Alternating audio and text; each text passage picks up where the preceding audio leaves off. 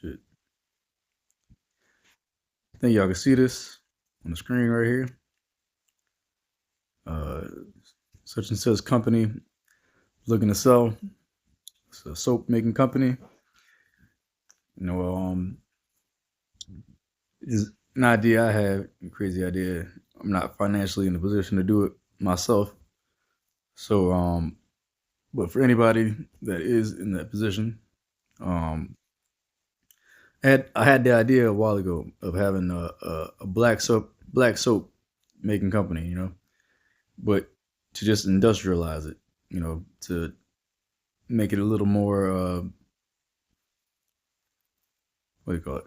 Able to make shit, at a large scale, because the way we do it is only enough to make, a certain amount within the batch, like a pot full. So it's probably maybe only a couple hundred blocks at a time, per day, per shop of people that are making it. I haven't seen anybody making large scale black soap really. Excuse me. But yeah, had a black soap. Doing my best Afro Think Tank impersonation. If you watch this, uh, I don't know if you know how inspiring you are, um, or maybe you do shit. Uh, but this is my best impersonation of you. Impersonation of like I just gets my mind thinking about this type of shit all the time. Whenever I see something, so there's an opportunity for anybody with that capital, or anybody who wants to go like who has a group that they want to go into business like this with. Black soap. My thing. Just industrialize the process, make it so that you can ship all the ingredients you need to that factory, right? And you try to get all the local artisans who are already doing it small scale, try to get them set up with a spot, so they can work close by the factory. And that you're not just killing their business because you're able to produce large scale. So find a few people that are local. Make sure that the ones manning the business is they already know the process. You're just making it, so that you can do quicker and a bigger quantity.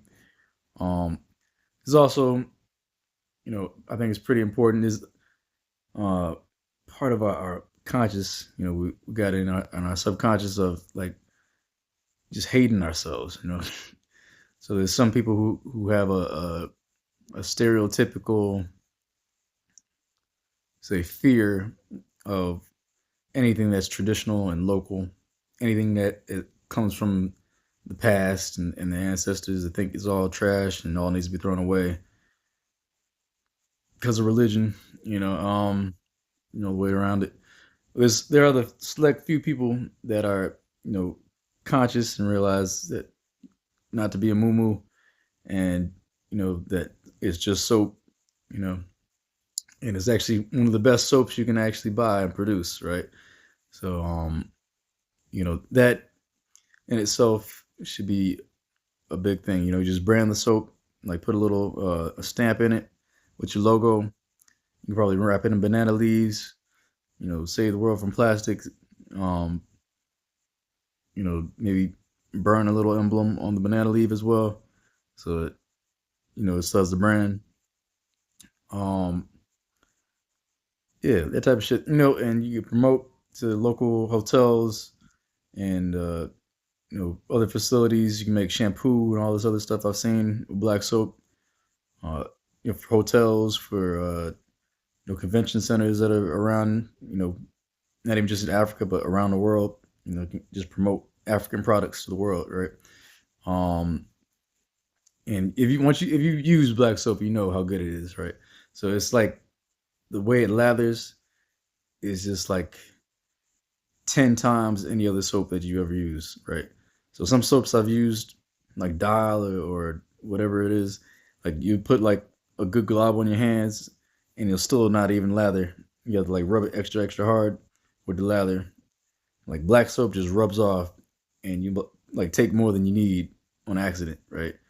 And it's just lather and lather and lather, and it works really really well, for skin issues and all kind of shit, right? And it's just a good fucking product, right? really would like to promote black soap to the world, right? If I was in that position, that's what I'd do.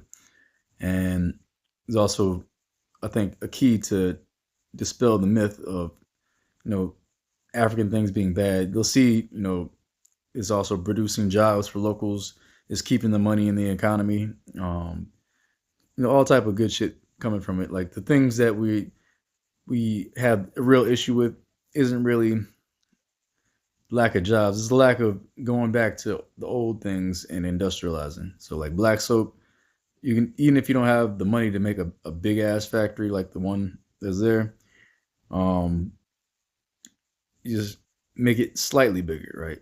Just little bit by little bit, industrialize the process until you're able to scale it to be something like that, right? And hopefully somebody can already scale it like that. This is what I'm putting this out for. But if you can't, maybe you can do it smaller instead of having the 200 in the batch per day. Then maybe you can make it like 2,000 instead of maybe 20,000. Like I'm thinking you can probably do if it was at that particular factory, right? And make some decent money. I'm pretty sure soap is one of those things that everybody needs, right? So it's like food, water, uh, hygiene products, beauty products type stuff. Like those are things that everybody, cosmetics, shea butter, all that industrialized shea butter to make shea butter.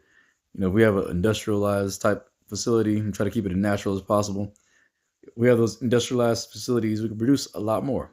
And, it makes the product cheaper and a lot more available. And, we can also project it to the world, right? So a lot of white people are actually set in their ways. They don't want to produce. They don't want black people to produce anything, not even for themselves, let alone for them to buy, right? Unless it's maybe some music about death and destruction. Um, but there's other things. Like there's other people in the world. The Arabs might buy it. The Asians might buy it. Um, if it's a really good product, I think they're always pretty on board.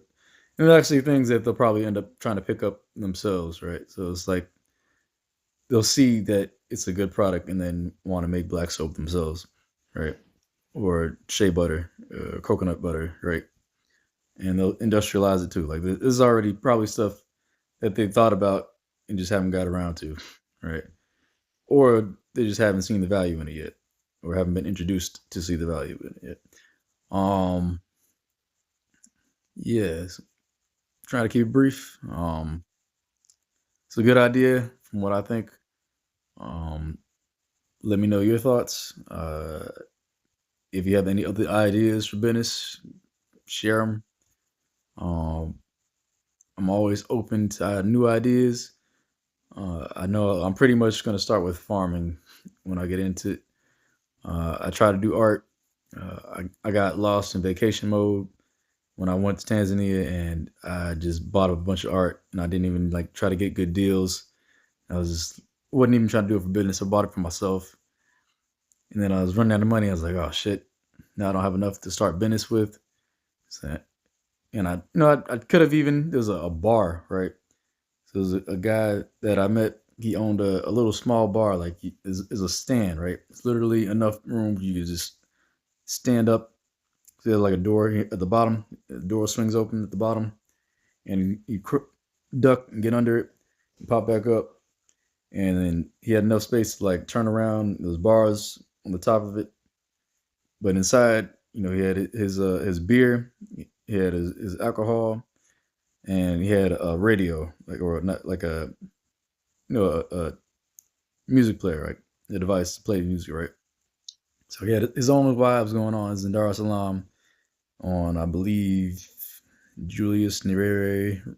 Nah, it's by Mwenge, right? So it's a little shop by Mwenge, and right off of Bagamoyo in another main road. I can't remember the name right now. Shit. Anyhow, yeah. So in the Sinza area, right? They call it Sinza.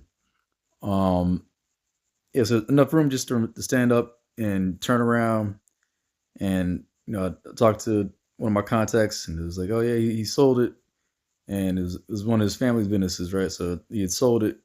He was doing that like every night. He was always coming in every night. He was there, right, playing music, uh, chatting with folks, and he had like some stools around his little ledge around the thing, right around the cage is a ledge, like a bar ledge, right? So you have your drinks up there, and maybe like 5 or 6 chairs around him, and he also had this other place off to the side. It was like a little booth. It was a little like a had a black sheet curtain around it, so it's like kind of like secluded and intimate, you know.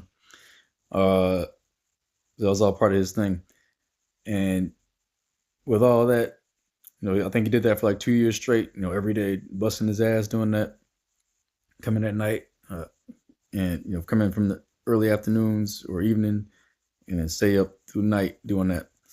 And then 2 years after 2 years of doing that, he has a business now of like a bar, right? And I'm assuming I think he owns it with his family, right? So I think his next business that they want to do is probably upgrade to a local club, right?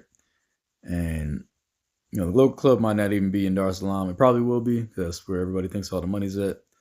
But it might actually even move to Dodoma, which is the capital city, the government capital, and is a growing city. And they just got the electric train that goes out there now.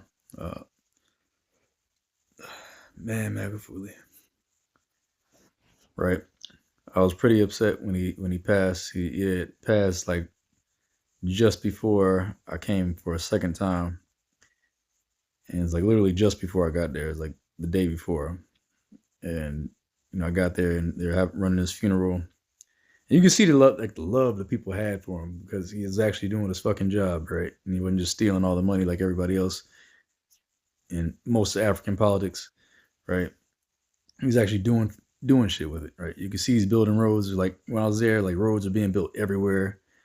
You know, like so much just going on. Like the train just started working, and yeah, like and but folks are chasing after him. Like there's like millions of people out in the street chasing after the coffin in the streets, chasing on it, chasing just to try to like touch it, and send them off, But it was pretty fucking sad, and what made it worse is that like everybody kind of felt like there was some foul play, but nobody was willing to do anything about it.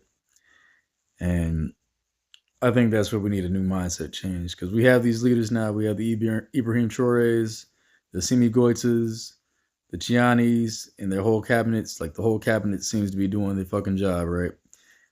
And if anything happened to one of them, I don't know if we're in the mindset yet to be like the next man up and continue doing the job, but also to be on the offensive, right? So not to just cry about having lost the leader and then having the next guy step up and keep doing the job, but to start to come at the folks we know who are coming after us, right? And be like, because you did this, there are going to be consequences, right?